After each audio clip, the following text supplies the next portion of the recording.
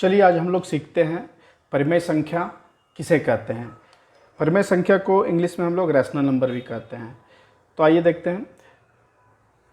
परिमेय संख्या वैसी संख्या होती है जिसको कि हम लोग p बाय क्यू के p/q के रूप में व्यक्त कर सकते हैं, यानी कि लिख सकते हैं।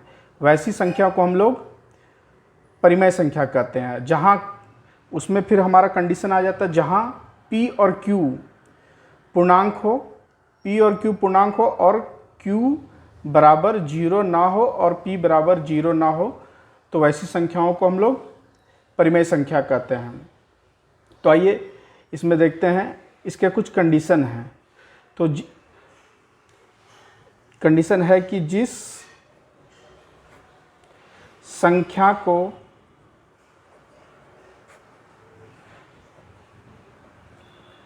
p और q के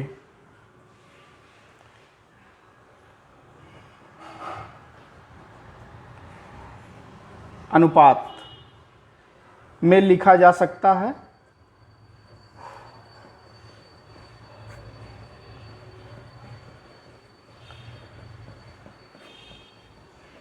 पहला ये कंडीशन हो गया। और आपका दूसरा कंडीशन हो जाता है हमारा वैसी संख्या दो पूर्णांक के अनुपात में लिखा जा सके, उसको भी हम लोग परिमेय संख्या कहते हैं। तो यहाँ पे हो जाएगा आपका जिस संख्या को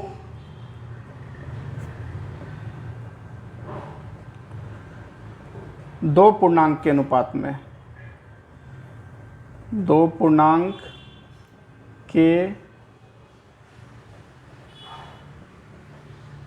अनुपात में लिखा जा सके,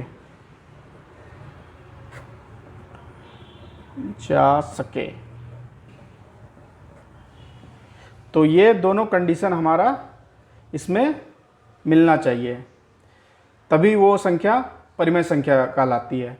तो ऐसे आपको नहीं समझ में आएगा, मैं आपको कुछ एग्जाम्पल दे रहा हूँ जिससे कि आपको समझने में आसानी होगी।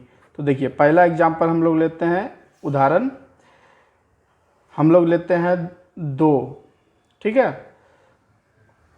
तो 2 को हम लोग क्या कर सकते हैं, हमको इसको 2 को लाना है p और q के अनुपात में, अनुपात मतलब बटा, तो p और q के अनुपात में। तो देखिए 2 बटा आप 2 लिखोगे तो ये क्या हो जा रहा है आपका p अनुपात q, तो कट के क्या हो जा रहा है आपका 1 हो जा रहा है। तो इसको हम लोग परिमेय संख्या कहेंगे। तो 1 हमारा क्या हो गया, परिमेय संख्या हो गया।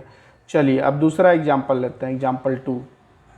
अब इसमें हम लोग क्या करते हैं, लेते हैं आपका 6, p को लेते हैं, ये p हो गया, और q हम लोग ले लेते हैं 10। अब देखिए, अब इसको क्या करना, 6 और 10 को हमको p और q के रूप में व्यक्त करना है। और इस कंडीशन में देखिए, जिस संख्या को p और q के अनुपात में लिखा जा सके, तो 6 और 10 को हम लोग p और q के अनुपात में लिख सकते हैं, मतलब 6 बट्टा हम लोग 10 कर सकते हैं। यहाँ 2 तिया 6, 2 पचे 10, तो हो गया ये हमारा 3 बट्टा 5। तो 3 बट्टा 5 हो गया, तो ये हमारा p बटा q के अनुपात में आ जा रहा है, ये कंडीशन सेटिस्फाई कर जा रहा है। या तो फिर इसको आप पूर्णांक में भी लिख सकते हो। पूर्णांक में कैसे, मान लीजिए थर्ड एग्जांपल हम लोग लेते हैं। थर्ड एग्जांपल हो गया आपका 15 बटा 6, तो 3 पचे 15, 3 दूनी 6। अब देखिए 5 बट्टा 2 हुआ, इसको हम लोग पूर्णांक में तोड़ देंगे तो क्या हो जाएगा, हो जाएगा आपका 2 पूर्णांक 1 बट्टा 2, 2 दूनी 4, 1 5, 5 बट्टा 2, यह आ जा रहा है। तो ये भी इस कंडीशन को सेटिस्फाई कर जा रहा है, इस कंडीशन को मैच कर जा रहा है। तो ऐसी संख्याओं को हम लोग परिमेय संख्या कहते हैं। तो अब आता है प्रश्न कि हम लोग कौन सी संख्याओं को परिमेय संख्या नहीं कहेंगे। तो देखिए, वैसी संख्या जो अनंत तक चलती जाए, वैसी संख्याओं को हम लोग परिमेय संख्या नहीं कहेंगे। मान लीजिए हम एक उदाहरण ले लेते हैं, उसका भी करके आपको दिखा देता हूँ। जैसे कि है 0.5 5 5, ये चलता जा रहा आपका इनफाइनाइट तक, अनंत तक, तो वैसी संख्याओं को हम लोग p बटा q के रूप में हम लोग व्यक्त नहीं कर सकते हैं। किया जा सकता है? नहीं किया जा सकता है। तो ऐसी संख्याओं को अपरिमेय संख्या कहते हैं, मतलब उसको हम लोग अनुपात में व्यक्त नहीं किया जा सकता है, नहीं कर सकते हैं। तो वैसी संख्याओं को हम लोग अपरिमेय संख्या कहते हैं। तो इसी प्रकार से आपको समझने में आसानी होगी। इसको आप और इसको दो कंडीशन को आप नोट कर लीजिए तो आपको समझने में आसानी होगी।